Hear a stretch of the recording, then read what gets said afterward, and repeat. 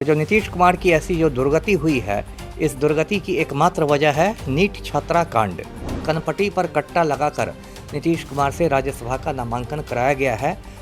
बिहार के इतिहास का जो सबसे बड़ा घोटाला है, सृजन घोटाला, वो नीतीश कुमार के समय में ही हुआ। नीतीश कुमार अभी राजनीतिक रूप से, शारीरिक रूप से, मानसिक रूप से, हर तरह से बहुत कमज़ोर हो गए हैं। अब 5 साल तो छोड़ दीजिए, 5 महीने भी नहीं पूरा हुए और नीतीश कुमार की पीठ में भारतीय जनता पार्टी ने खंजर भोंक दिया है। नमस्कार, आप देख रहे हैं विमर्श न्यूज़। मैं हूं आकाश आपके साथ। इस वक्त हम जिस शख्स के साथ मौजूद हैं वो परिचय के मोहताज नहीं हैं। इनका नाम है अमिताभ कुमार दास। दास बोले बिंदास यूट्यूब चैनल भी इनका है, जो कि बहुत ही मशहूर है अपने वक्तव्यों के लिए। साथ में इनसे बात करेंगे विभिन्न मुद्दों पे। ये रिटायर्ड आईपीएस हैं, 94 बैच के। इनसे प्रश्न लेंगे, काफ़ी मुखर भी हैं अपने बातों को लेकर। चलिए इनसे प्रश्न लेते हैं। सर, आपका स्वागत है विमर्श। जी, बहुत धन्यवाद आपका, थैंक यू। सर, कल एक वाकया हुआ जिसमें विमर्श ने पूरा कवरेज भी दिया है। नीतीश कुमार ने राज्यसभा के लिए नामांकन भरा विधानसभा जाके, और 4 एनडीए के सदस्य यहाँ से गए हैं। तो इसके बारे में बताएं सर, क्या पूरा सर पूरी कहानी।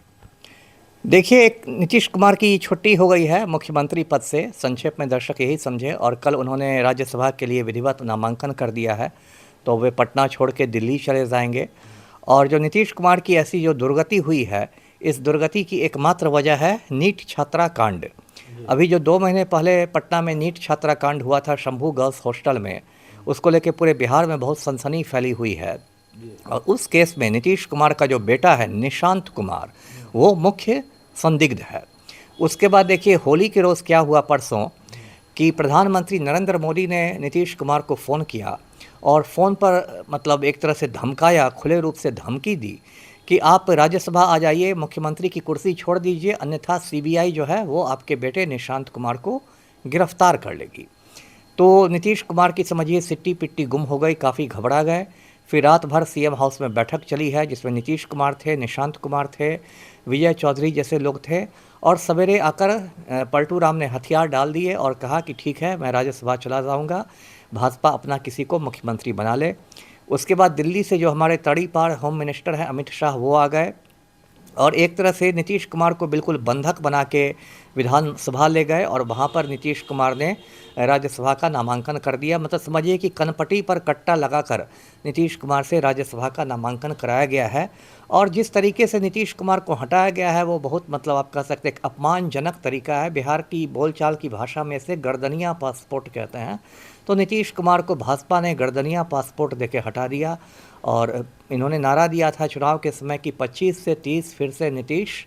लेकिन देखिए, मतलब 5 साल तो छोड़ दीजिए, 5 महीने भी नहीं पूरा हुए और नीतीश कुमार की पीठ में भारतीय जनता पार्टी ने खंजर भोंक दिया। जी सर, 20 साल नीतीश कुमार ने राज किया, तो करीब 21 साल के आधे साढ़े 20 साल 21 साल।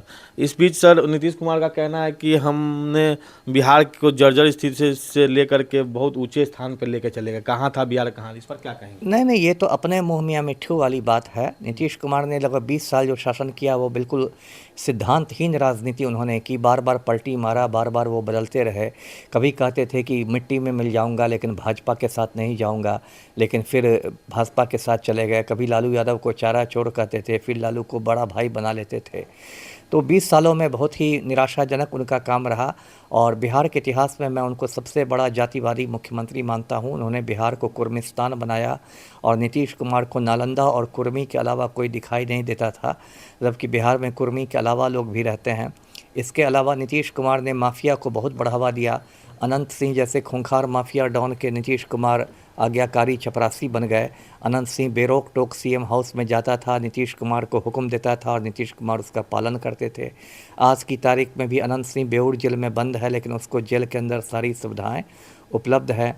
और नीतीश कुमार के समय में भ्रष्टाचार भी चरम पर रहा। बिहार के इतिहास का जो सबसे बड़ा घोटाला है, सृजन घोटाला, वो नीतीश कुमार के समय में ही हुआ।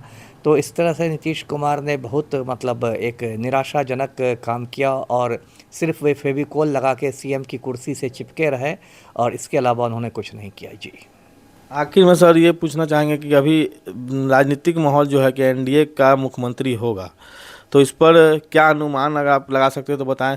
और अगर एनडीए की अब का मुख्यमंत्री होगा तो क्या कुछ राजनीतिक समझ आपकी रखती है, क्या कुछ चेंजिंग आएगा, परिवर्तन आएगा बिहार में? नहीं, कोई बहुत बड़ा आमूल-चूल परिवर्तन तो नहीं आएगा, मतलब गठबंधन तो एनडीए ही का चलेगा, लेकिन हाँ, जदयू के मुख्यमंत्री की जगह अब भाजपा कोटे से मुख्यमंत्री बनेगा, बीजेपी कोटे से।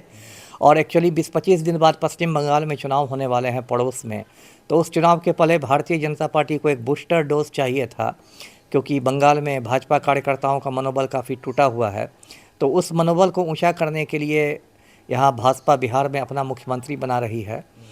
और देखिए, मुख्यमंत्री की घोषणा मुझे लगता है 2-4 रोज़ में हो जाएगी, और जो भी मुख्यमंत्री बनेगा वो तो अमित शाह और नरेंद्र मोदी की कठपुतली रहेगा और चपरासी की तरह काम करेगा, उससे ज़्यादा उम्मीद रखना नीतीश कुमार का कहना है कि गृह मंत्रालय जो बिहार का है वो जदयू का हो, ये भी बात आई। ठीक है, कहना है, लेकिन मुझे नहीं लगता कि भाजपा इस पर राज़ी होगी, क्योंकि लगभग 20 साल तक नीतीश कुमार ने अपने पास गृह मंत्रालय रखा था, लेकिन अभी 2-3-4 महीने पहले जो सरकार का गठन हुआ तो गृह मंत्रालय नीतीश कुमार से छीन लिया गया और वो भाजपा नेता सम्राट चौधरी के पास चला गया। इसे नीतीश कुमार भले ही मांग करे, मुझे नहीं लगता कि भाजपा उनकी बात मानेगी। ऐसे भी नीतीश कुमार अभी राजनीतिक रूप से, शारीरिक रूप से, मानसिक रूप से, हर तरह से बहुत कमज़ोर हो गए हैं। अब वो किसी भी शर्त को मनवाने की स्थिति में नहीं है। जी, आखिरी में सर आपसे जानकारी लेना चाहेंगे कि कल के बाद एक नई खबर आई है कि राज्यपाल बिहार के बदले जाएंगे, इस पर कैसे इसको देखते हैं? देखिए, कल रात की एक खबर है, बिहार में एक नए गवर्नर की नियुक्ति हुई है। एक रिटायर्ड लेफ्टिनेंट जनरल हैं, सेना के रिटायर्ड अधिकारी हैं, सैयद अता हसनैन, उनको बिहार का नया राज्यपाल बनाया गया है। और मेरी ये समझ में है कि जो नरेंद्र मोदी और अमित शाह बिहार के 2 टुकड़े करना चाहते हैं और सीमांचल को अलग करके केंद्र शासित प्रदेश बनाया जाएगा, और इसी के लिए ये रिटायर्ड फौजी को भेजा गया है बिहार का राज्यपाल बना के। दर्शक जानते हैं कि सीमांचल इलाका जो बिहार का है उसमें 4 ज़िले हैं, पूर्णिया, कटिहार, किशनगंज और अररिया।